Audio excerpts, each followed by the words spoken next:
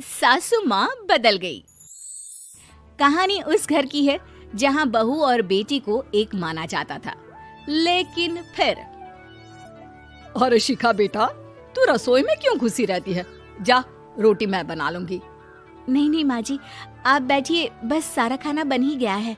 श्वेता को बोल देती हूँ, वो खाना लगा देगी सबका। सॉरी भाभी, मेरे पास वक्त नहीं है।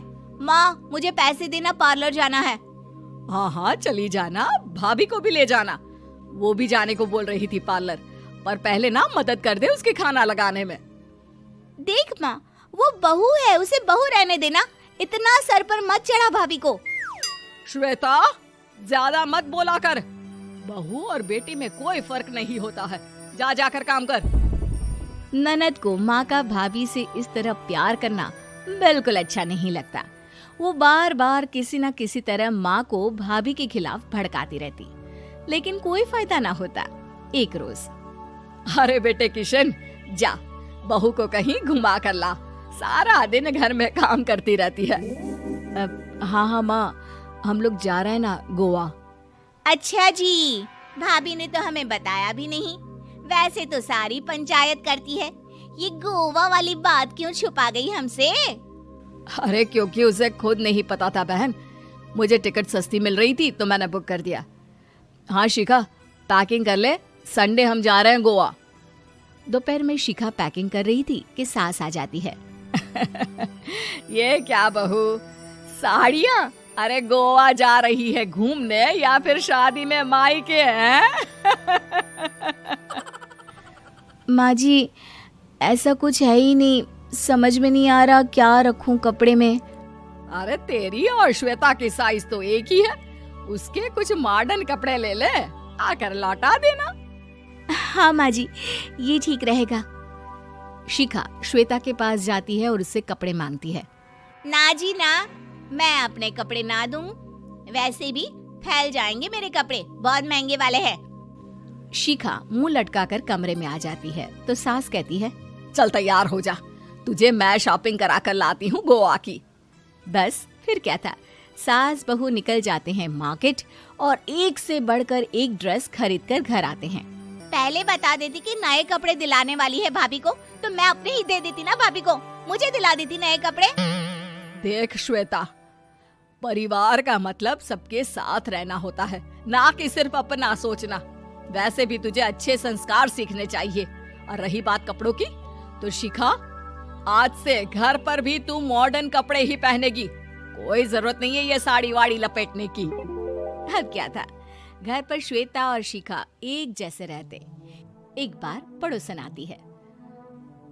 अरे बेटा, अपनी माँ को तो बुलाना जरा, बात करनी है।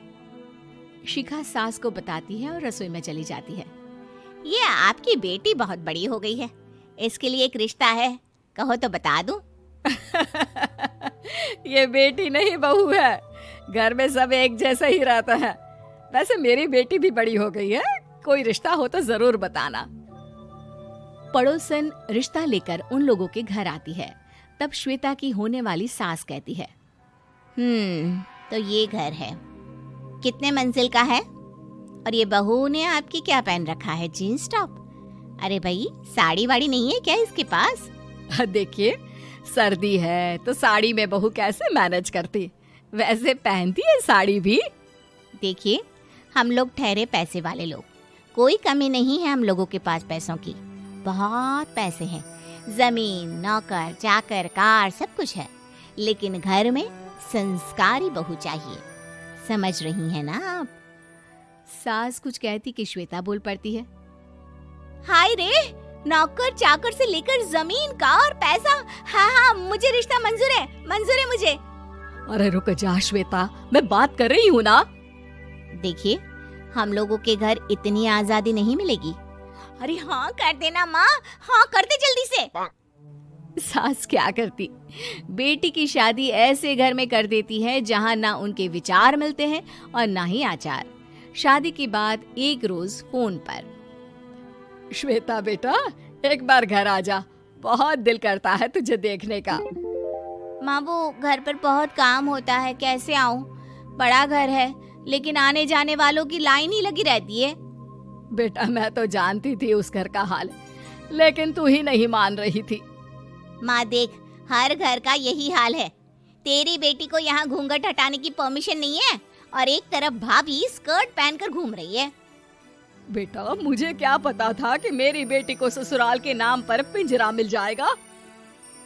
अच्छा माँ, फोन रखती हूँ, सास को गर्मा गर्म रोटी खिलानी है। तुम लोगों की तरह नहीं कि एक रोटी बनाओ, एक सब्जी बनाओ, फिर सारा दिन फ्री होकर घूमो। सास फोन तो रख देती है, लेकिन सोच में पड़ जाती है कि एक तरफ बेटी जिसे कोई आजादी नहीं, वहीं दूसरी तरफ बहू जिसे देखकर लगता ही नहीं कि उसकी शादी भी हुई है। अगले रोज। शिखा, अरे ओ शिखा। हाँ माँ, क्या हुआ? कुछ चाहिए आपको? मैं जिम जा रही थी। जिम के कपड़ों में बहू को देखकर सास को घूंघट में अपनी बेटी का ख्याल आता है। देख बहू, घर में बहू की तरह रहा कर। इतने टाइट कपड़े पहनकर जिम जाना पसंद नहीं मुझे। जा जाकर रोटी बना। रोटी? माँ अभी तो शाम के 6 बजे हैं, इस वक्त रोटी? अब क्या मेरे खाने पीने पर भी पहरा है? अरे जब मर्जी तब मैं अपने घर में खा भी नहीं सकती क्या? बहू को अजीब लगता है। वो समझ नहीं पाती कि जो सास कल तक इतनी सपोर्टिव थी, उन्हें अचानक से क्या हो गया। वो किचन में जाती है, गरम रोटी के साथ 2 तरह की सब्जी, रायता, सलाद सब लेकर सास के पास आती है। माँ जी, खाना। इतना सारा खाना? राक्षस समझा है क्या मुझे? रोटी मांगी थी मैंने गर्मा गर्म बस। पर माँ जी, रोटी खाती किससे आप? सब्जी तो बनानी थी ना। अरे भूख मर गई मेरी तेरी बहस से। जा जाकर काम कर, अंदर पूरी रसोई साफ कर। बहू अंदर चली जाती है। थोड़ी देर में श्वेता घर आती है। अरे शिखा, जल्दी से चाय ला, पकवान बना, मेरी बेटी आई है। अरे नहीं नहीं माँ, ड्राइवर बाहर खड़ा है।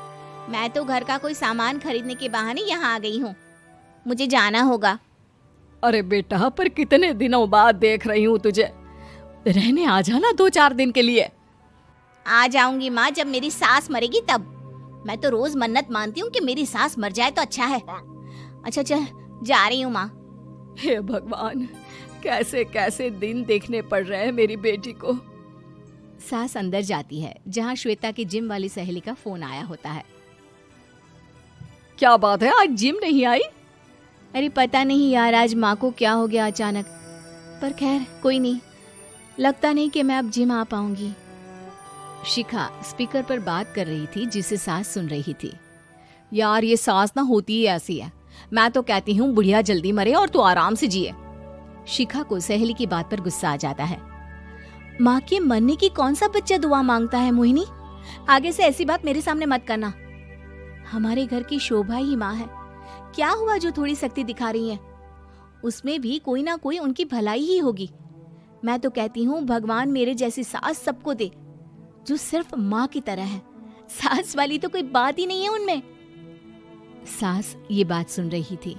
उनकी आंख में आंसू आ जाते हैं कि क्यों वो बेटी की किस्मत में बहू को भी भागीदार बना रही थी।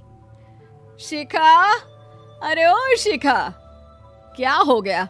जिम नहीं जाना क्या?